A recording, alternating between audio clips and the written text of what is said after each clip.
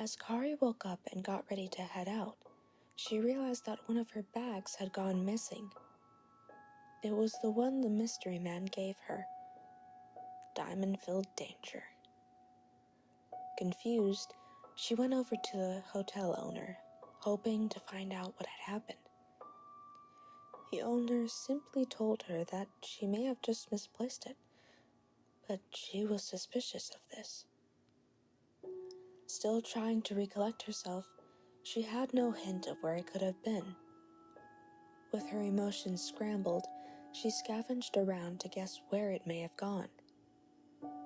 Kari went out to the city, spreading her search, though it still almost felt impossible.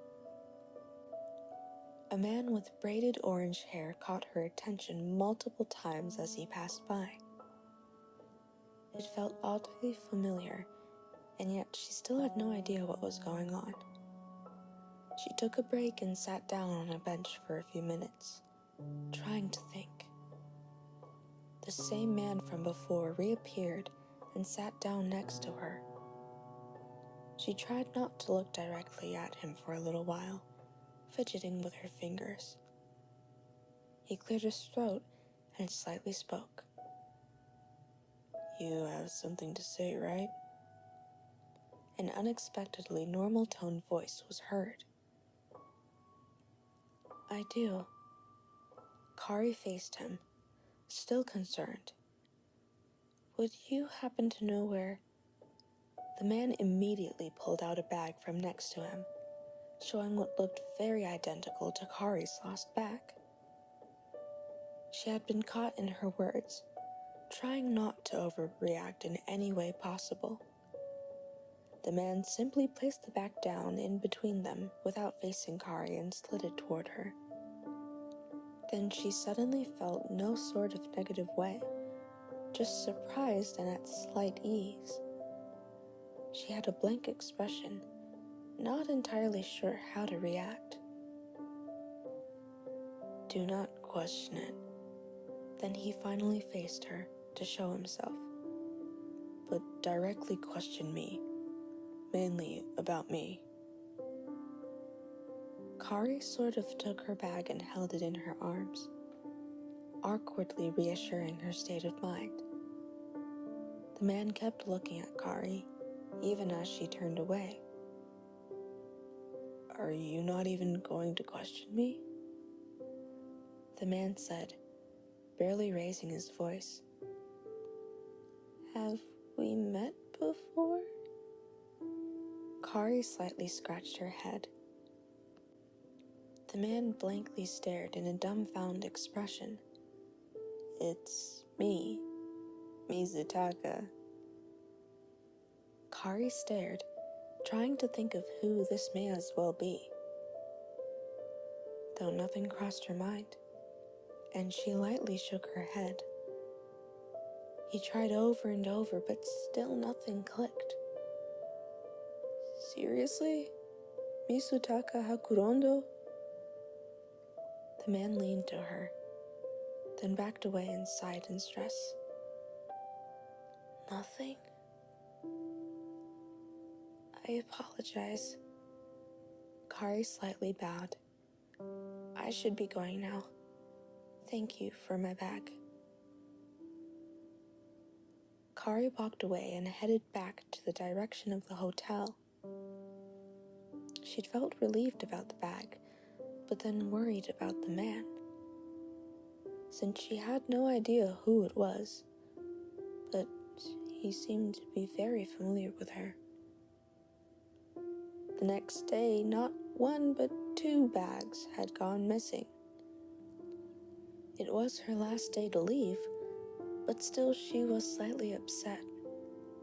In hopes of the thief from the day before taking them, she found him sitting on that same bench. "Excuse me." Kari barely spoke. The man gave the bags back again, but also a note, and simply left. Then Kari let it go again, bringing her bags back with her. The note slipped down to the floor in her room as she closed the door. Finally getting to read it, she was confused for a moment. It was scribbled in some odd language. Eventually, as she continued scanning over the weird letters, she understood. It said, "Meet me at the Groyland's entry post after you finish packing up." Even more, Kari was wondering why this was happening. The day was slowly cut short, as all Kari worked on was organizing her luggage. She went out with everything, returned the key, and headed to the entry post. Trying to ask around, she found her way and had seen the man from before. "Wow, you sure are the same Kari I know." The man laughed. "I am going to help you remember everything." Kari followed the man to the outside of the city walls, hoping nothing may go wrong. He claimed his name to be Mizutaka and someone she'd been close with, like family. To Kari, everything was a blur to remember, but bit by bit, she became a little bit more comfortable around the man. "And then Kadia adopted me. I was the last, but it was not easy to fit in." He laughed. "You were the first to accept me so quickly." "Oh." Kari thought to herself for a moment. "But it is odd. You really do not have any recollection of anything before coming to the city, do you?" He slightly glanced at Kari. "No, but there was something I remembered out of nowhere." Kari spoke up. "A child with brown hair and blue eyes. I raised a little boy who passed on, then gave him life in another body." "Leon?" He stopped walking. "Wait, what did you say about another life?" "I gave him life in another body?"